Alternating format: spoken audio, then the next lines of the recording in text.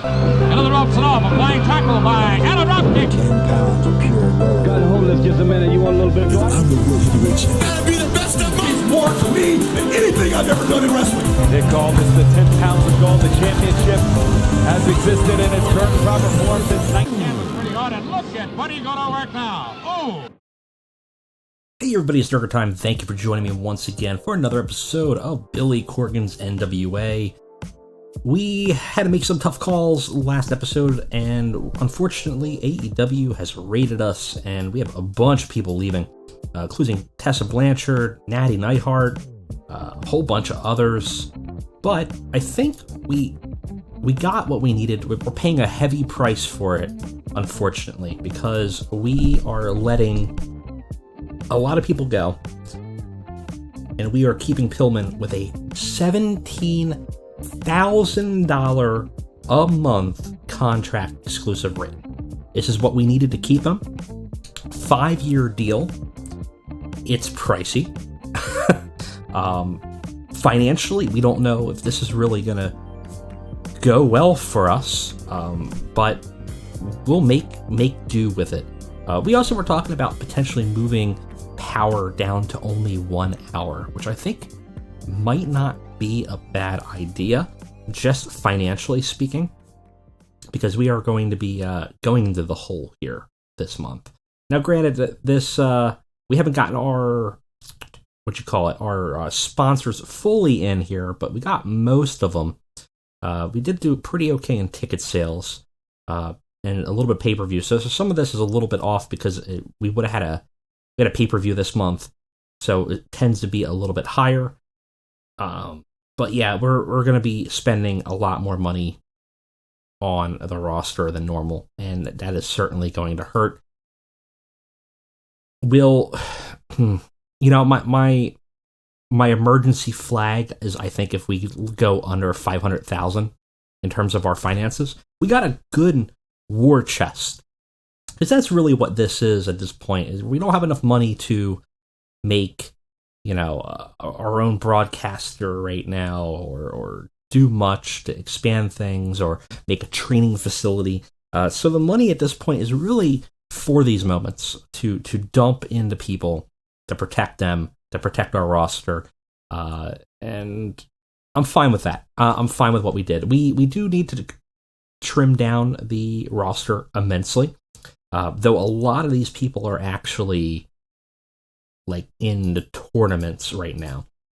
So not everyone here is actually somebody that, some of these are.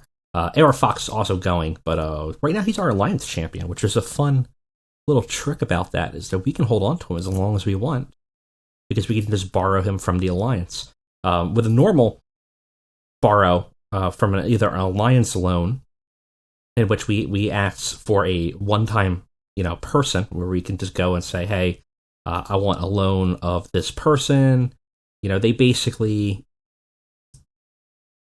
have to say yes, but we pay them a fee for it. And, make sure it's all happens. It's for a one-time show. You can only do this so often, though. And if you do it too often, you basically have to kind of wait for a cool down for a couple months, almost a quarter. So that could be problematic if you want to bring people over from the loans, either through the Alliance or just in general, just a regular loaning option, from another company. Whereas with the Alliance champion, you can loan them as much as you want. So right now, we have AR Fox as our Alliance champion, and we can just keep on using him. We just have to pay an administrative fee to use him every time, and I don't even know how much it would be for him.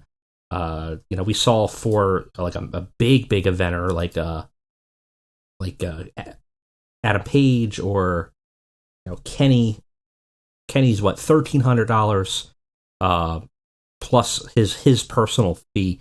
So it's a lot of money, but it's not the end of the world. Versus this is probably closer to AR Fox, would be Adam Page. It's only a $400 fee. It's not the end of the world. But yeah, so we can use that to our advantage. In fact, we can use that to our advantage if we want to bring somebody out permanently to our roster from AEW, perhaps an Adam Page, perhaps a Kenny Omega. We just have to make them alliance champions.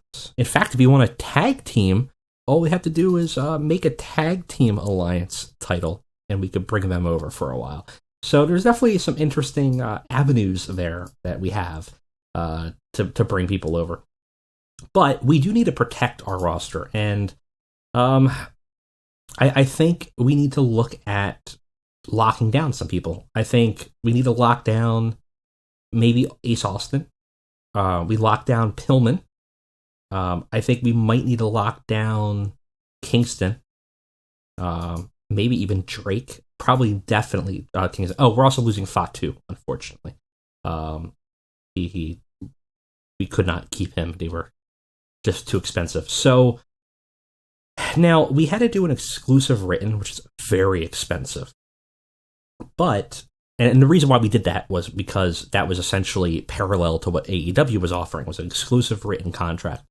Now, if we jump ahead of this and we do exclusive written, we can do a per show contract, which might not be bad. We can lock them in ironclad. It doesn't get a raise. Doesn't want to downside it. Let's see what he'll do. So in this case, this basically, if he's exclusive written, he can only work here. He's locked in for that contract. I don't think he can leave, I believe. He's locked in and agreed to amount, cannot demand pay raise, cannot simply walk out, but must hand in their notice first.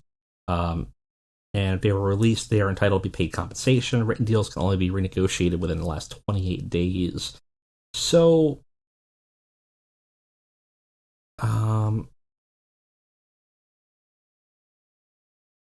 result, the only way they can leave the company is if a contract expires or a company chooses to terminate the deal.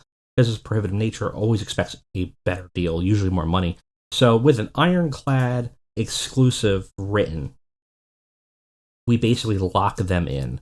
An exclusive contract means that a worker is tied to the employer and cannot work elsewhere, blah, blah, blah, blah, blah, blah. Okay. So if we have it written in, we lock him in, we keep him from going. He's not going to take 900 a show, but let's see what he wants. I expect around 1,000 a show to make sure won't be able to get pay raises. Okay. Will he take that? Because if that's it, with no signing bonus, no nothing else, that's not bad, right? Exclusive written, ironclad, 1,000 a show. Listen, I'll even cover your travel. How about that? I don't know if he's going to consider it. I think he will. I think we'll try to do the same for Ace Austin here. Do an exclusive written ironclad per show for 3 years. Covered. Okay. Contract doesn't interest me. I'm not willing to give all my other deals to become exclusive to you. So he's not. What if I give you like 1,000? So he has no interest in that. So we can't lock him down.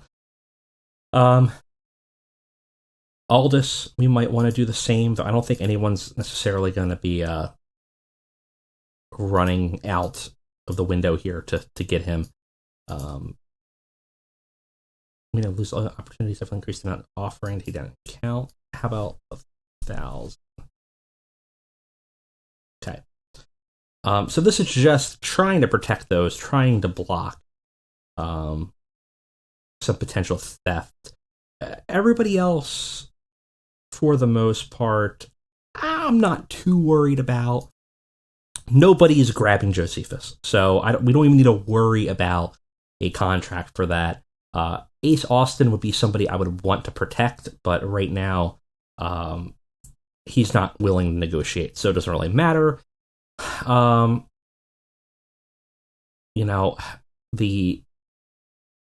FTR might be, but honestly, if we lose him, if we lose FTR, I'm not that concerned about losing them. Yeah, I think that's fine for now. If you guys have other ideas of who we might want to float an exclusive written contract, again, they might not even be willing. Like, even just as an example, I doubt that they would be willing to actually do an ironclad clause at all. Oh, well, if they're willing to do it for $800 a show, I don't. Might as well.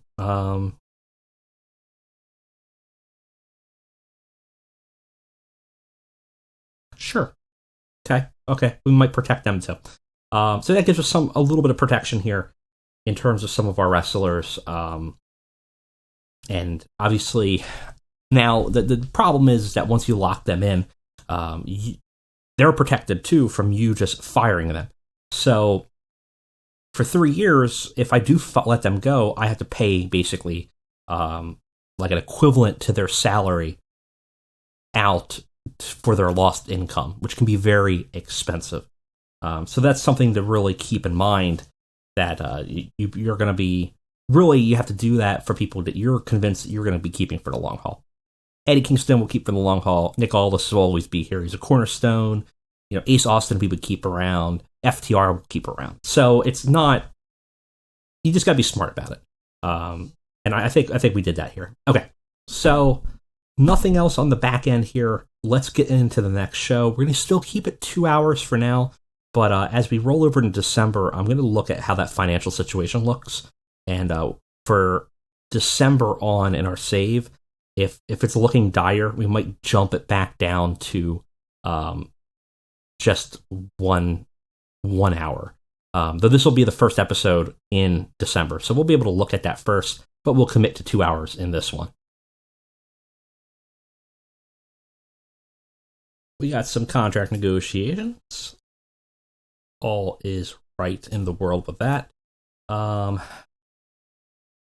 We have 1 month remaining on a lot of our contracts here. A lot of these are part of our tournament, so we're going to let that kind of ride here and let them naturally vacate as they are still in the tournament. We finished first out of 3 in Southeast and gained a boost of 5% for the next month. Very, very good. Of course, it was first out of only 3, so we didn't really have that much competition there. In the Nationals, we're not doing too great, but really we got to focus on that regional area and keep building that momentum. Yeah, we haven't looked in a while. We should look at how we're doing in that area. Is it coverage? No, it's trying to remember where we find that now. Company info? No.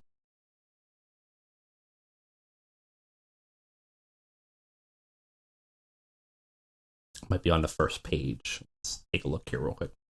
Company wars. We're looking for size. Company info, size. Oh, there it is. Right, it was freaking right there. All right, so we need 59 popularity in our own region, 35 in either the Great Lakes, Mid-Atlantic, or Mid-South. It's going to take a while. We're growing slowly. We've kind of hit a bit of a standstill in our own region, but we're growing in the Mid-Atlantic nicely. So this is just going to take a while. There's no easy way to get there. So as long as we just stay comfortable, and we'll eventually get there and move up. Idea hopefully was that we were going to hire some big names, but hey, maybe we'll steal a big name from AEW. Maybe that'll help us really bring the NWA to prominence, and that might move some needles there. Well, maybe we'll take a look at that in the coming weeks. All right, more negotiations, and we'll settle that up. And more contracts ending. Not much to worry about. I don't think we have to worry about PWG moving up into small for that. We'll keep a look at it, though. All right, let's get to our show. Let us... Adam Cole... Oh, interesting. What's your What's their price?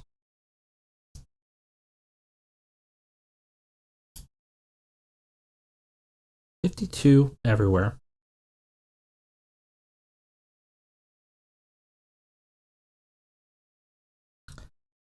I mean, Adam Cole would be a nice grab. I just don't think we could do it.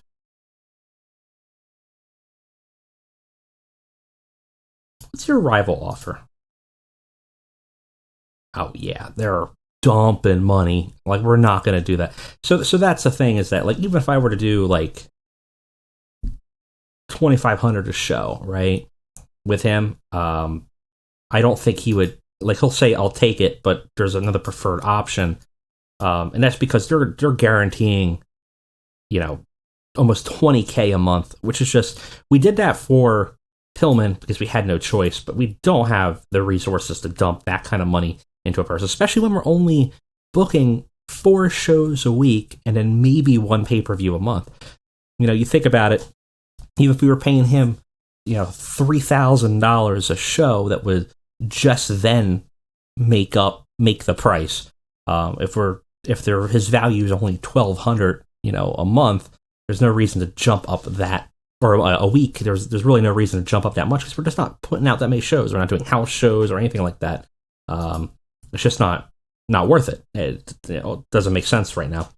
So that's something, that's a hurdle for that bigger talent that could give us a big boost that we just can't get. Ready for this show? We got to make sure we're going to be in the correct arena. 494, still standing about the same.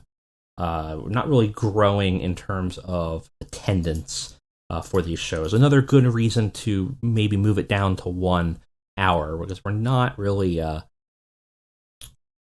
we're not doing what we need to do in terms of ticket sales to accommodate the 2 hours. What we'll probably do is we're probably going to do maybe a couple pre-shows every night on a 1 hour that's not story-based, to make sure workers are working, and a main event if people are not on the show that are main eventers. We'll do a dark post-match main event, probably like a tag, 4-man, 6-man tag, just to put people on there so they don't get pissed off if they're not on the show, because we do have a healthy roster, and we do have a healthy amount of main eventers, and we want to make sure that they are always on the show in some capacity. Though we actually only, we have a pretty sizable, though some of these are going away. It's important to still maintain. Wow, actually, Nick Aldus bumped up to major star after his initial little push. Didn't take much to bring him back up there. So we want to make sure that they're happy, that kind of thing. So that's probably how we're going to book it and focus on it. Now, we did have a backstage incident. At least one. Just one. Another protege. Again, we're not using Josh Woods for much. He might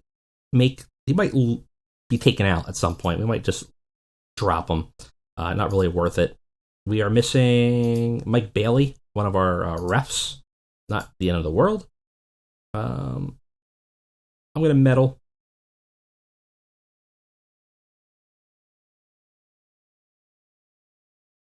Try something here. No effect. The personalities that we have just aren't really going to be very effective for us. All right, so what happened in the last show? We had Pillman facing down Kingston, obviously building up towards Into the Fire. Kingston defeated Sheamus, Smoking Aces, and the New Shield are feuding.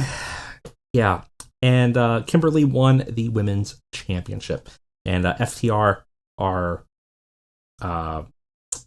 staring down at the Von Erichs. So we have a little feud with Aldus and the Cult. So we're doing some stuff here and there. Just a lot of build still until the next pay-per-view, but we actually have quite a long time. I think we have another 3 weeks before that pay-per-view.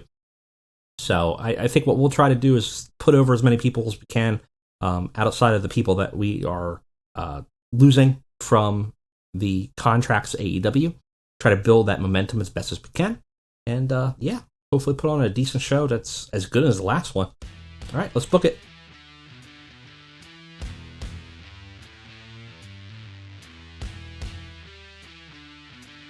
we are ready for probably our last 2-hour power before we go back to the original 1-hour format.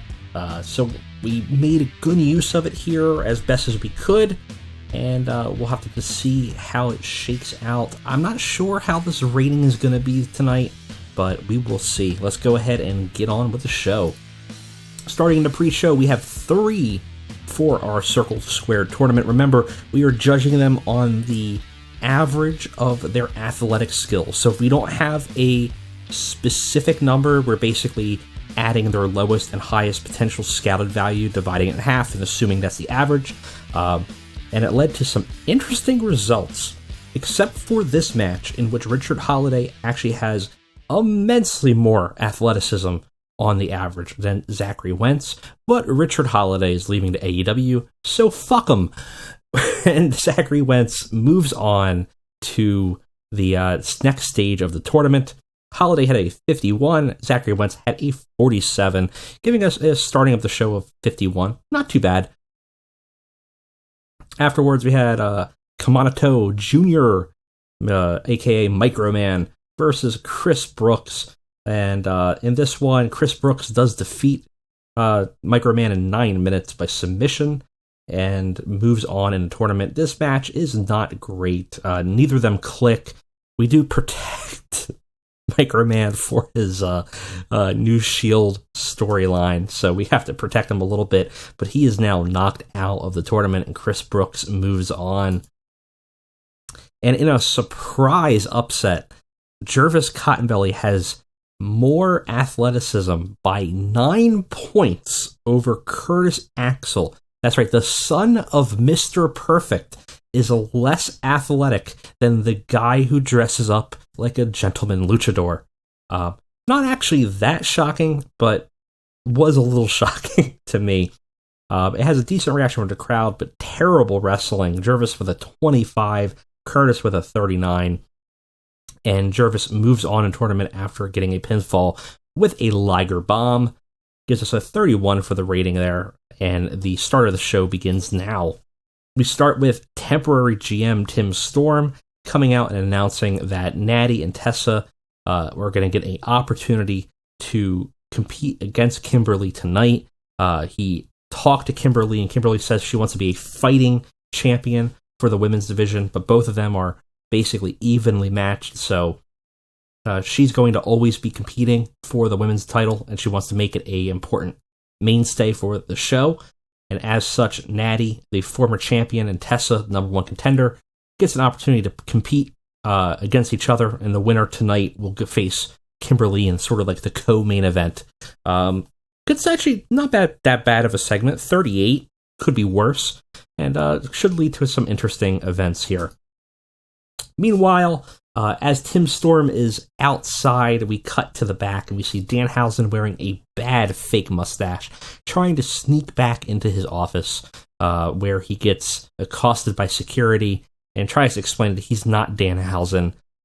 His name is Dan House, son of House, and it does not work, and Danhausen gets his ass thrown to the curb, where against the wall, Warhorse is just chilling, just hanging out. Segment gets a 47. He improvised well and got the crowd hotter.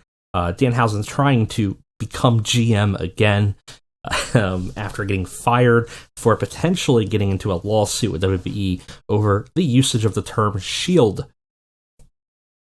After that, we have Matt Cross versus Matthias Breeze in the semifinals of our Big Rig Memorial Tournament after Brody Lee here.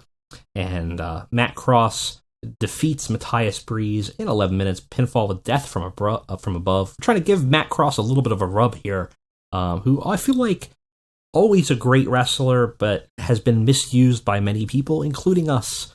So maybe this will be his opportunity to get a little bit of a spotlight as he moves into the finals. Has a 44, Breeze has a 42. It's not bad. 47 for a low on the card is not too bad. And Matt Cross moves into the finals.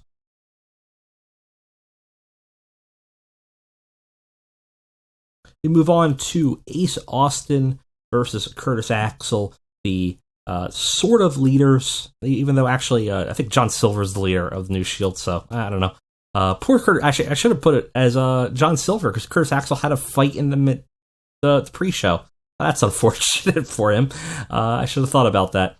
But yeah, this match is not great. Ace Austin defeats Curtis Axel in 15 minutes by pinfall after he uses the fold. During the match, we also had Jericho 120 run in and attack Axel. Ace Austin had a 43. Curtis Axel had a 40. Neither of them seemed to click, and they had a awkward bout together, unfortunately. Yeah, that's not great. We kind of continue. We actually... do we actually have a storyline for the New Shield? I should probably look into that, as I don't know if I actually ever set one up. Yeah, I don't think we did. We have a big old chaos here afterwards, after Curtis Axel gets kind of punked a little bit from the members of Smoking Aces. The members of the New Shield come out, and they run out and the two teams brawl with no clear winners. Just absolute chaos in the ring. It gets a 37. It's actually not that bad considering the wild amount of people in here. We tried to make everybody do something different that fit their best interests. But we have a heating up of the New Shield and Smoking Aces. We got Natty versus Tessa for the opportunity to face Kimberly for a title shot. Both of them are leaving, so both are losing, but we're going to still give them a rub. Well, not them a rub, but Kimberly a rub. We had a great match, good heat. Tessa Blanchard defeats Natty in 12 minutes. I figured boosting her up tonight after taking a win off of the former champion, as we feed Tessa into Kimberly, would give us the best sort of momentum.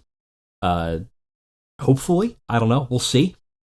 Natty had a 60. Tessa had a 54. Went too long. This was a cool-down match, so it was an eye candy match, but it went a little too far, and we suffered a little bit from it. Got a 45. Backstage, we have Nick Aldus getting an interview about the cult attacks and sort of the weirdness surrounding him. And he gets a chance to speak. It's the first time he's really spoken about this for a while.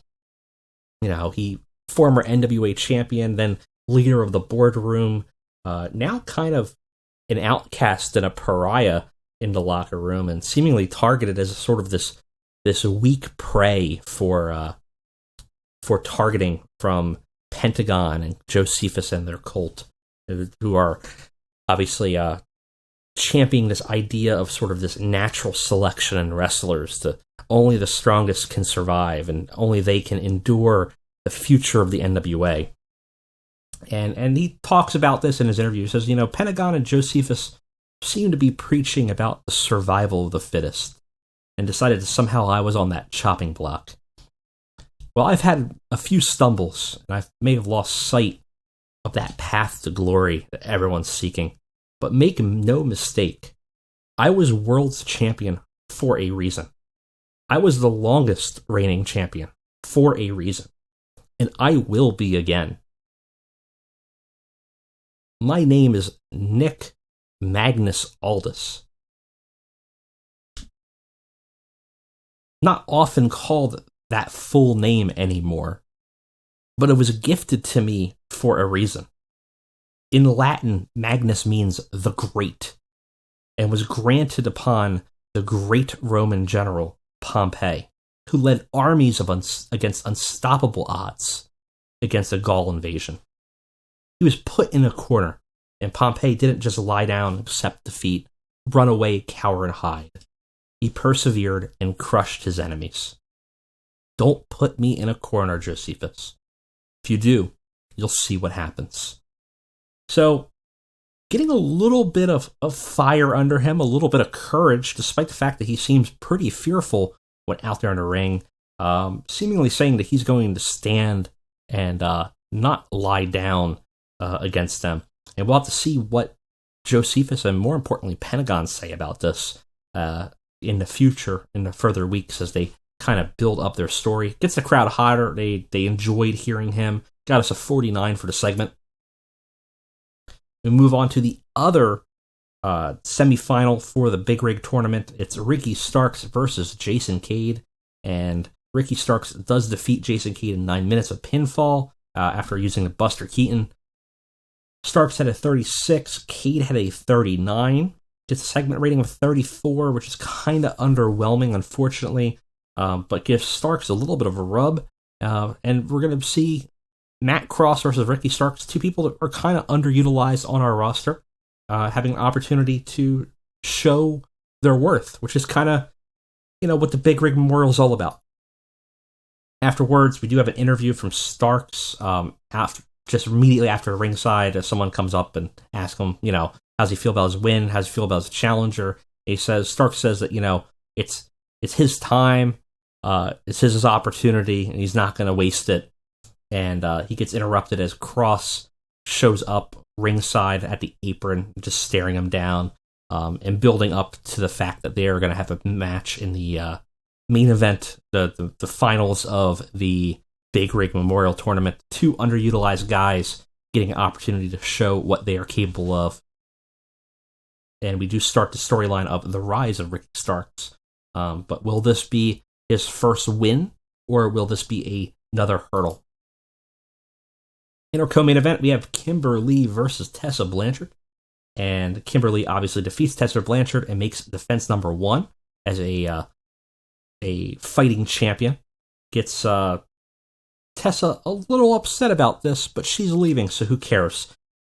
Kimberly had a 45, Tessa had a 49. Match got the crowd hotter. Match ended up giving us a 50. Yeah, this show's probably going to underperform, unfortunately. Afterwards, Tessa reluctantly shakes Kimberly's hand, and it stinks, so 30. But we have the passing of the torch a little bit as Kimberly becomes the fighting definite champion here and removes all the challengers. Now it's the opportunity to see who else faces her. And in our main event, it's better than I thought it was going to be. We have Pillman Jr. with the Von Erichs in a 6-man against Eddie Kingston and FTR.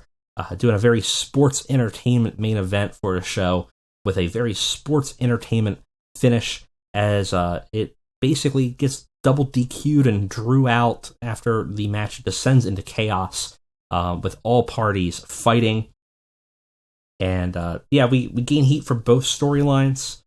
We still have to switch up, I think, the Von Erichs story, but we're going to do something with them after the FTR story, so I'm not going to hold off a little bit, but we're going to move them into something else. But overall, we kind of have both of those storylines kind of intersect here and give us a fairly okay main event. Finally, afterwards, we have Eddie Kingston and Pillman brawling violently after the tag teams kind of brawl to the back, and the entire locker room of security and staff have to pull them apart. Pillman, no fan of Kingston at this point, and Kingston, not really a fan of anybody. And the two definitely show it in this event, and this the sequence here in the main event here. And obviously, Kingston still has that title shot that he can call in at any time, and chose not to do it here. Seems like he wants him one-on-one, which, you could think that he had the opportunity to use it if he wanted to, but chose not to. And Pillman definitely just absolutely furious with Kingston. Ends the show pretty nicely. Gets us a 52, which is fine, but it underperforms in our main region. We're not getting any popularity there. Gonna have to do a little bit better. But we also had some pretty weak mid-card segments that kind of hurt us. Oh well, we learn. Live and learn. All right, we got some negotiations, pay raise requests. Sure, I'll give you the full one just to make you happy, because it's like nothing. MLW Fusion had a good show. Presumably we had a good show too, I'm hoping. Don't know if that's going to be reported. Yep, it was excellent. So overall, still doing okay here. Tessa Blanchard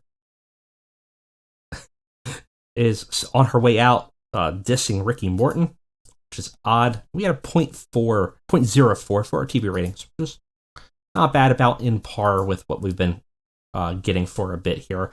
I'm still not comfortable moving up on our broadcast. It's still too risky. But eventually, if we can get that consistency for our show, minimum quality is 36. If we were to adjust the time slot, you can only change it once every 6 months. So we have some time to look at it. Next 6 months, we'll take a look at what we need to be, but I think we need to consistently be like 55. Not there yet. So I'm fine with having the lower marks and just dealing with that and dealing with less eyes on it until we get some consistent product ratings, which are not quite meeting yet. Anyways, that's it for today. Thank you for joining me for this episode of NWA, and I'll see you next time.